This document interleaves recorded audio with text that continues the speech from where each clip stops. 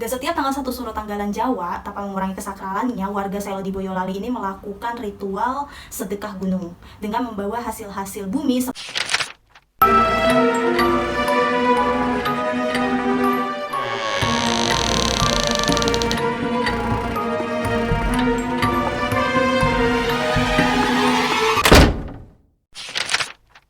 Oh halo, assalamualaikum kawan. Thank you banyak buat kalian yang udah mampir ke video aku. Dan terima kasih banyak buat kalian yang udah subscribe. Tapi buat kamu dan kamu yang belum subscribe, aku tunggu subscribe-nya. Karena subscribe kalian itu sangat berarti bagaikan udara untuk aku. Cile, udara. Lebay gak sih? Nggak apa-apa lebay juga, yang penting aku butuh subscribe kalian. Oke, well, kalian ingat kan kalau minggu lalu itu aku sempat upload video tentang 5 ratu penguasa di Nusantara. Nanti aku taruh di sini, bisa kalian klik. Tapi setelah nonton video ini ya. Nah, di bagian part Ratu Isyana Tunggawijaya, di situ kan aku ada sedikit menyinggung soal Gunung Merapi. Padahal sebenarnya aku tidak langsung membicarakan tentang Gunung Merapinya sih. Aku lebih ke museum Gunung Merapinya. Nah, malamnya aku kan coba editing video itu sampai malam banget karena itu malam Sabtu. Aku tuh sambil cerita-cerita lah sama tanteku, kebetulan dia tidur di kamar ini juga malam itu. Suatu pengalaman waktu aku di museum Gunung Merapi itu. Tanteku ini kan orangnya penakut, aku nih orangnya jahil. Gimana sih kalau orang jahil, orang penakut ketemu itu kan pasti jadi ya kan. Satu nakut-nakutin, yang satu ketakutan, ya seneng gitu kan. Udah malam kita tidur kan. Tidur itu aku tuh belum ada sejam tidur, terus aku kebangun dan mimpinya tuh nggak enak. Ya nggak tahu sih, mungkin emang sugesti aja. Aku mimpi itu, ya udahlah ya, aku anggap aja itu bunga tidur, cela bunga tidur, bukan bunga bang nih. Nah, aku anggap bunga tidur aja, aku lanjutin tidur. Ternyata mimpi lagi dan aku kebangun lagi. Ya aku mikir dong, kenapa nih gitu kan? Apa karena aku nakut-nakutin tante aku, terus aku kayak kena karma gitu kan, kayak kena karma langsung. Ya udahlah, akhirnya aku kayak search aja gitu kan tentang Gunung Merapi. Dan ya aku kan tipikal orangnya tuh kayak agak sedikit peka gitu kan sama yang kayak gitu.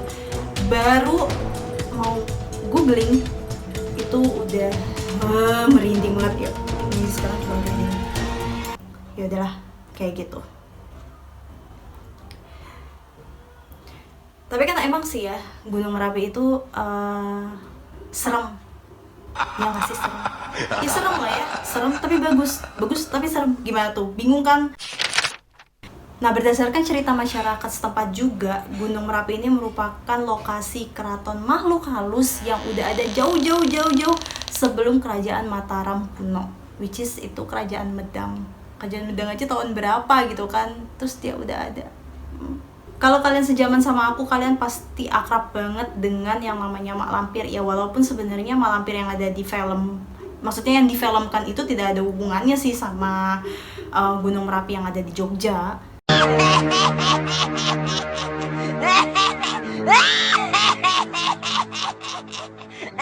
Jadilah aku bahas misteri Gunung Merapi aja buat malam Jumat kalian. Dan juga kebetulan aku filming ini juga malam karena aku sekarang work from office. Buat minggu ini aja sih, minggu depan aku work from home lagi, jadi 50% karyawan yang masuk seminggu. Dan juga ini udah jam berapa ya. Oke lah, semoga malam ini nggak mimpi buruk. Check it out. Sebelumnya aku mau kasih tahu kalau Gunung Merapi ini terletak di wilayah Sleman, Magelang, Boyolali, dan Klaten. Oke, check it out. Pasar Bubrah adalah legenda yang paling terkenal di telinga masyarakat dan telinga para pendaki. Bahkan katanya ini adalah pasarnya bangsa jin yang tinggal di sana. Kalian percaya nggak? Kalau aku sih big yes. Kisah ini udah kayak rahasia umum kalau kawasan Pasar Bubrah yang ada di Gunung Merapi itu adalah kawasan yang paling angker. Pernah juga juru kunci Merapi, almarhum Mbah Marijan. Beliau udah meninggal waktu erupsi Gunung Merapi tahun 2010. Beliau ini membeberkan tentang kerajaan gaib yang ada di kawasan Pasar Bubrah. Bahkan para pendaki di sana itu udah nggak asing lagi kalau mereka itu mendengar bunyi-bunyi gamelan dan juga suara-suara orang seperti transaksi di pasar dari malam hingga menjelang pagi. Coba kalian anak gunung yang udah sampai Pasar Bubra tolong komen di bawah ya. Kalau aku sih belum sampai sana, udah keburu mager duluan. Ada cerita juga dari salah satu pendaki yang lagi camping di Pasar Bubra ini. Malam-malam dia ini kebangun karena dia ngerasa lapar, akhirnya dia keluar tenda. Nah, masalahnya pada saat itu dia tuh lupa kalau dia lagi camping di Pasar Bubra, which is itu nggak ada orang jualan. Dan dia mampirlah ke sebuah tenda warung, dan dia di situ beli pisang. Woi, masalahnya itu pisang apaan yang dimakan? Oh my god. Cerita lain lagi nih ya dari pendaki gunung. Jadi ada pendaki yang dia ini malam-malam ngedengerin suara gamelan gitu kan, kayak iya nggak sih gitu bunyinya, serem. Nah terus kepo, dia ini orangnya tuh kepo banget, akhirnya dia ikutin suara gamelan itu. Dan kalian tahu nggak sih apa yang terjadi pada dia? Dia hilang. Dan keesokan harinya itu teman serombongannya itu sadar kalau temannya itu gak ada di dalam rombongan itu, dan tiba-tiba pendaki itu ditemukan di tepi jurang setelah Pasar Bubra. Oh no, mending kalian kalau misalnya dengar sesuatu yang aneh-aneh, kalian lagi di tempat yang anta beranta, please deh kalian jangan tinggalin rombongan kalian. Sumpah ini aku jadi keinget kisah waktu aku naik salah satu gunung di Jawa Barat bareng gengs aku, gengs. Ya, jadi ceritanya di tengah perjalanan, belum setengah sih sebenarnya, itu kayak udah setengah belum ya, sore sih ya, udah mau maghrib, iya nggak sih? Iyalah pokoknya kayak gitu, udah mulai sore. Nah, aku tuh dideketin lah sama nenek-nenek. Ya kalian terserah lah mau percaya apa enggak, yang jelas saksi hidupnya masih ada. Itu aku sampai nangis di situ. Itu kalau inget sebenarnya aku malu sih ya. Sumpah, nangis tuh kayak ih apaan banget gitu kan. Ya tapi itu karena something lah, dan aku nggak bisa cerita di sini. Kalau sekarang sih ingetnya kayak lucu aja gitu kan. Lucunya itu karena aku kalau ngebayangin nggak tahu dah itu muka aku kayak gimana, yang namanya orang udah mendaki gitu kan dari subuh gitu kan udah ke sore, udah itu tambah nangis lagi kan, kayak ya ampun nggak tahu deh. Ada lucunya ya, ada serem juga sih tetap ya. Nah untungnya ini teman-teman aku nih udah paham banget aku itu kayak gimana, dan setiap jalan itu tuh pasti aja ada kejadian-kejadian yang luar biasa gitu kan. Ya mudah-mudahan sih mereka nggak kapok gitu jalan sama aku. Duh ngalor ngidul kan. Nah katanya di Pasar Bubra ini kalau misalnya kalian mau ngambil sesuatu, entah itu batu entah apalah nggak tahu kan gitu, kalian tuh harus menggantinya gitu dengan uang receh gitu. Jadi kayak barter gitu, kayak semacam barter, kalian ngambil sesuatu dan kalian menaruh uang koin di sana. Tapi ngapain sih ngambil-ngambil, udahlah jadi anak baik-baik aja, nggak usah nantang bala gitu kan, nggak usah ngambil apa-apa, nggak usah jahil lah. Udah intinya di sana tuh namanya kita datang berkunjung ke tempat yang nggak tahu kayak gimana kehidupan di sana sebenarnya kan. Tapi katanya emang dianjurkan loh kita itu melempar koin terus kita ambil batu kerikil di sana, jadi kayak proses jual beli gitu. Oh tidak, emang bener ya? Please yang udah kesana komen di bawah. Terus kalau kita lagi ke Gunung Merapi gitu, bisa nggak sih di skip ritual kayak gitu? Kan ngeri. Batunya mau diapain kalau di bawah? Dibuang gitu di bawah, bisa nggak? Kalau kalian gimana? Kalian bakal ikutin anjuran transaksi atau enggak? Please komen di bawah. Oke, fokus. Pasar Bubra ini adalah pos pendakian terakhir untuk para pendaki, dan biasanya juga dijadikan tempat untuk camping para pendaki karena lokasinya itu hanya sekitar 1 km dari puncak Kawah Merapi. Tapi penampakannya itu sangat terbuka, tandus, dan gersang. Beda lah sama lereng atau bukit-bukit yang ada di gunung. Umumnya itu kan hijau, adem kayak ubin masjid. Ya, gimana nggak gersang gitu kan? Ya makhluk gaibnya aja gitu. Ya jadi memang Pasar Bubra ini merupakan lokasi sisa-sisa letusan gunung pada saat itu sehingga mempengaruhi struktur lahannya. Nah sebelumnya udah aku singgung kan kalau Gunung Merapi ini dikuasai oleh makhluk gaib yang bahkan sudah ada bahkan sebelum Kerajaan Mataram kuno, namanya Keraton Merapi. Ya pastinya dihuni dan dikendalikan oleh sebangsa jin atau lelembut lainnya. Keraton ini menurut cerita yang beredar di masyarakat, di masa lalu sangat erat hubungannya dengan Kerajaan Mataram. Bahkan Keraton Merapi ini membantu Kerajaan Mataram untuk menang dari Kerajaan Pajang dengan letusan Gunung Merapi.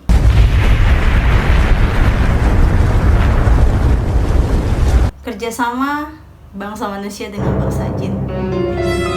Bagian Keraton Merapi yang paling angker adalah Gunung Wuto. Gunung Wuto ini posisinya berada di puncak Gunung Merapi dan menjadi gerbang utama menuju Keraton Merapi.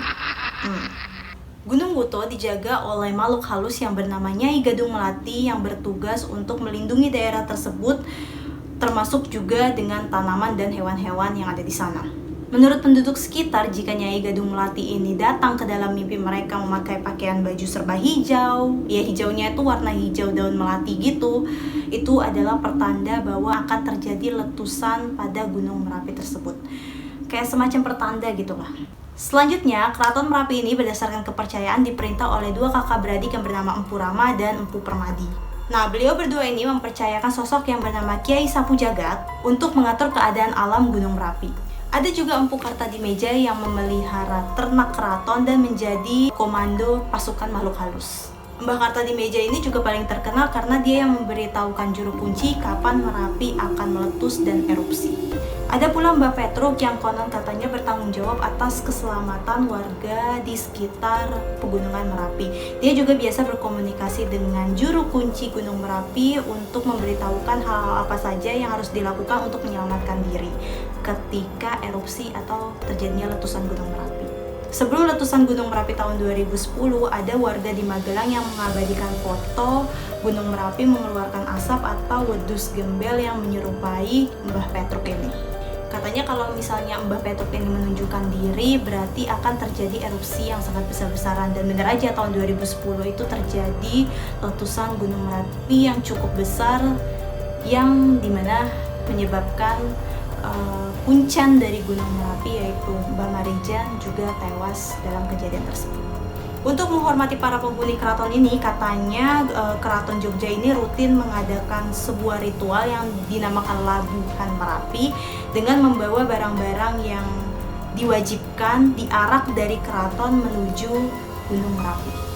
Dan setiap tanggal 1 Suro tanggalan Jawa, tanpa mengurangi kesakralannya, warga Selo di Boyolali ini melakukan ritual sedekah gunung dengan membawa hasil-hasil bumi seperti sayur mayur, sego gunung, kayak nasi, makanan gitu kan, lauk pauk, dan yang paling pokok adalah kepala kerbau yang akan diantarkan ke Kawah Merapi pada pukul 00 pada malam 1 Suro.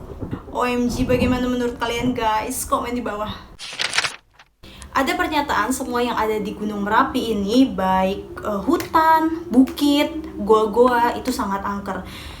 Ya kalau goa-goa peninggalan Jepang ya pasti angker ya, namanya zaman penjajahan, bisa jadi di situ tempat penyiksaan. Selain tempat angker, ada pula hewan-hewan yang sangat dikeramatkan di wilayah Gunung Merapi ini. Di antaranya macan putih yang tinggal di hutan Bumbang dan kuda yang tinggal di hutan Patuk Alap-Alap. Konon kuda ini dipercaya sebagai tunggangan para penghuni Keraton Merapi.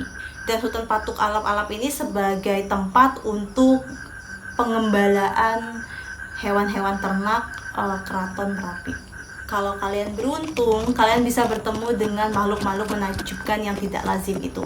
Tapi kalau kalian ketemu ya udah biarin aja please, nggak usah kepo, nggak usah pengen tahu, nggak usah diikutin, ya. Nah, ada pendapat para ahli dengan landasan sains, ilmu kegunung apian, serta pola perilaku Gunung Merapi mengatakan kalau mitologi Merapi ini sengaja dipelihara karena berkaitan dengan sistem pemerintahan yang tradisional di Keraton Yogyakarta. Hal ini juga sengaja dilestarikan sehingga menimbulkan rasa percaya dan meningkatkan rasa hormat kepada Keraton Yogyakarta itu sendiri. Pemberian sesaji tiap tahun juga agar selaras dan mendukung kekuasaan kerajaan yang sedang berlaku serta sebagai landasan kebijakannya. So, bagaimana menurut pendapat kalian tentang kejadian-kejadian mistis yang ada di Gunung Merapi ini? Kalau kalian percaya, semoga tidak menyurutkan langkah kalian untuk mendaki Gunung Merapi. Jangan kayak aku udah kelamaan vakum jadinya mager sendiri. Pas diajak kayak banyak alasan. Kalau kalian gak percaya, it's all up to you. Yang jelas mitologi-mitologi yang tadi aku ceritakan sudah pernah dan sudah ada yang membuktikannya. Dan aku juga percaya kalau segala yang terjadi di dunia ini tidak semua bisa dijelaskan dengan sains. Tapi yang terpenting adalah dimanapun kalian berada, terlepas kalian percaya atau tidak, kita harus kudu wajib pakai banget menjaga perilaku dan lisan kita. Akhir kata, tibalah kita di penghujung video yang ya tidak bisa ku rangkai dengan kata-kata, seperti itulah pokoknya. Kalau kalian suka dengan video ini, please like-nya, jangan lupa aktifkan turn notifikasinya supaya kalian gak ketinggalan video terbaruku. Dan juga kasih tahu aku kalau kalian suka dengan cerita-cerita misteri. Aku akan usahakan untuk setiap Jumat upload cerita misteri terbaru buat kalian. Jangan lupa komen, like, and share. Oh ya, jangan lupa subscribe buat kalian yang belum subscribe. And then see you on next video. Bye bye. Nah.